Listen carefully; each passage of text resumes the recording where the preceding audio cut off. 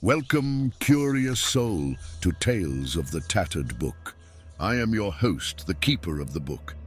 With each passing moment, new horrors appear on these weathered pages, yearning to be told. As I open this arcane tome, remember, knowledge comes at a price, and some truths are better left unspoken. Tonight, we delve into the depths beneath Paris, where art and atrocity intertwine in a grotesque dance. In the flickering torchlight of ancient catacombs, a feast unlike any other is about to begin. Steel your nerves and sharpen your appetite, for we present to you the Banquet.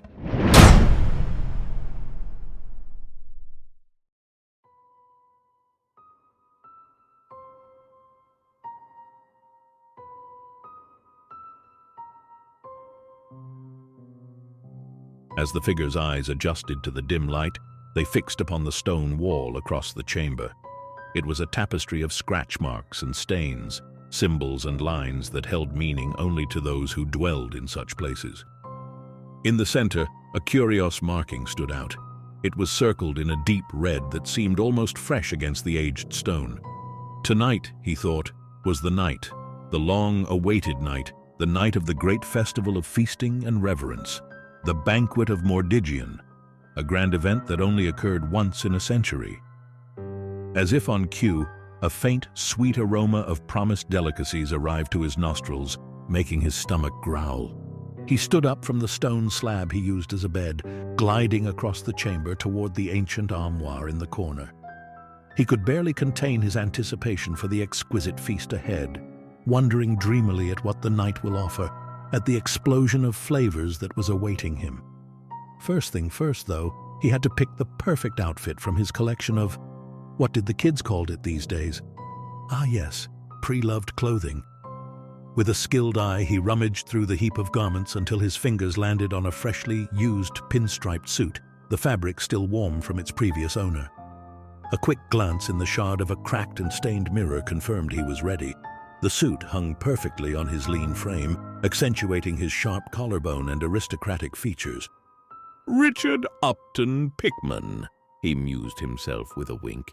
"You cut quite the figure, if you still have it." As he fumbled with a frayed cravat to complete his outfit, a fleeting image of his former self flickered through his mind.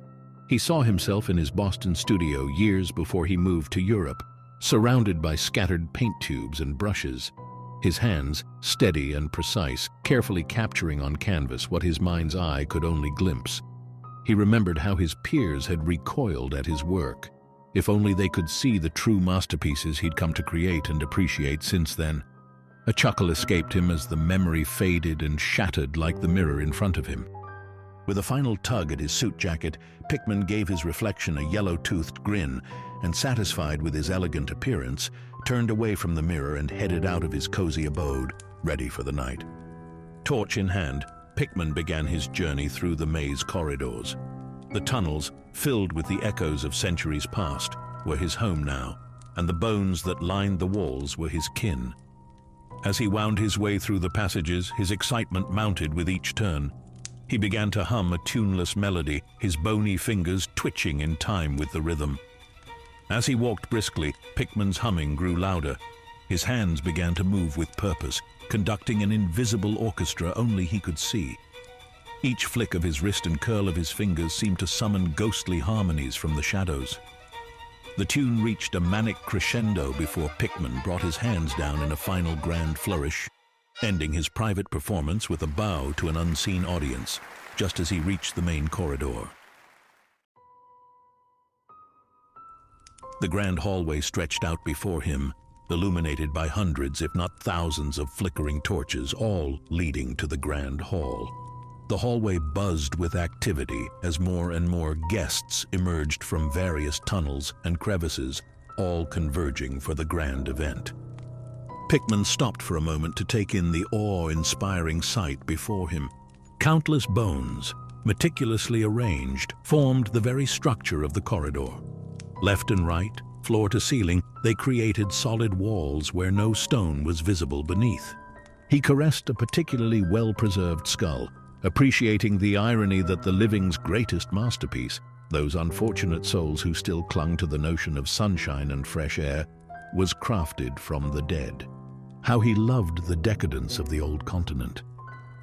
Many of the gathered beings were adorned in an eclectic mix of attire plundered from recent deliveries. As he scanned the crowd, a figure caught his eye. There stood Mrs. Mildred Akeley, wearing a stunning crimson leather dress. She had stitched the skin inside out, exposing its raw, fleshy texture. The appeal was undeniable, and Pickman found himself admiring her impeccable taste. Others sported more casual ensembles, with some wearing the most curious headpieces Pickman had ever seen. Bertram always had such a flair for the dramatic, he thought, noticing his friend gallivanting around the room with a fresh head draped elegantly atop his forehead, adorned with crow feathers and black lace, as it was most fashionable those days. As he walked through the crowd, he greeted more of his fellow denizens with warm enthusiasm, bordering on mania. "Good day, Pickman," croaked one of them, its voice rasping like the scraping of bone on stone. "Are you ready for the banquet?" The accent, though roughened by years underground, still held a hint of a Parisian lilt, a faint echo of the creature's life before the transformation. "More than ready, my dear friend," Pickman replied, his voice filled with delight. "It shall be a night to remember." As he continued on his way, the familiar scents grew stronger, leading him to a mouth-watering sight. A group of freshly acquired morsels lay trussed securely to gurneys, like prize specimens at a gourmet market. He paused, leaning in towards a particularly rotund fellow. "Looking a little under-seasoned, wouldn't you say, Jean-Pierre?" The man didn't remotely resemble a Jean-Pierre, more of a Jacques or a Gilles, perhaps. But in the end, it hardly mattered. To Pickman, they were all just variations on a theme, interchangeable delicacies awaiting their inevitable fate. "Perhaps a touch of existential dread to marinate the soul before the main course?" The man whimpered, his eyes bulging in terror. Pickman chuckled, a sound like wind whistling through a crypt.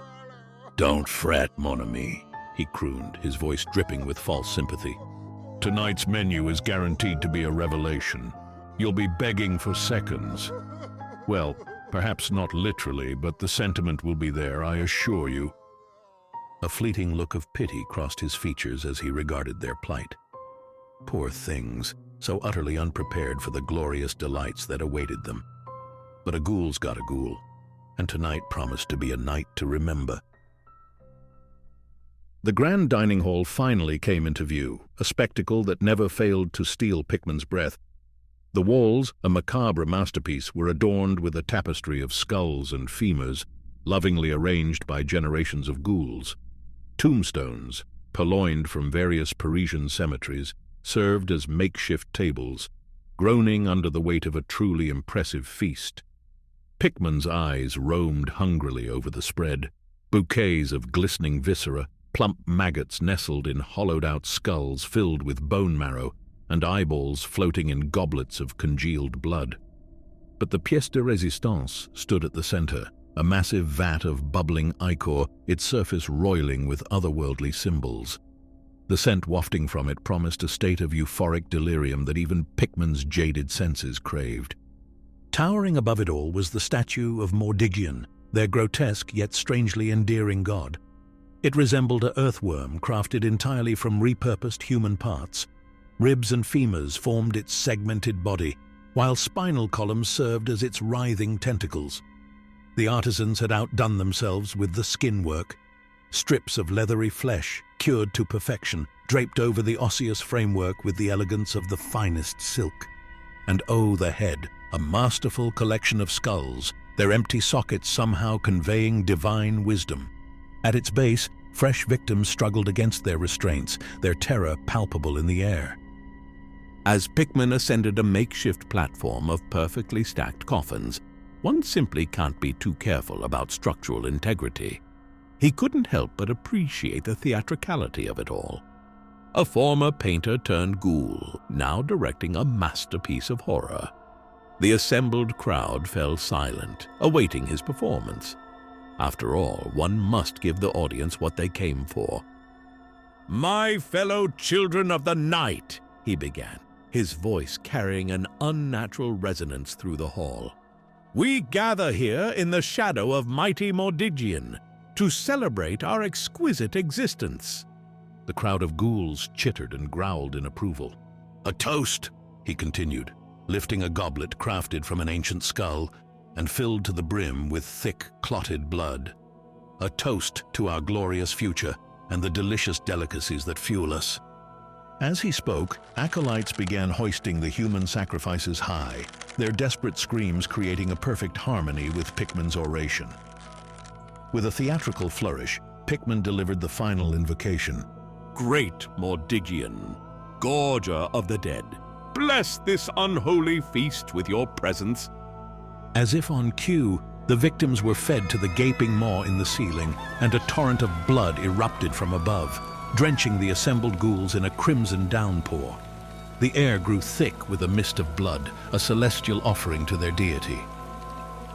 Pickman threw his arms wide to embrace the entire spectacle.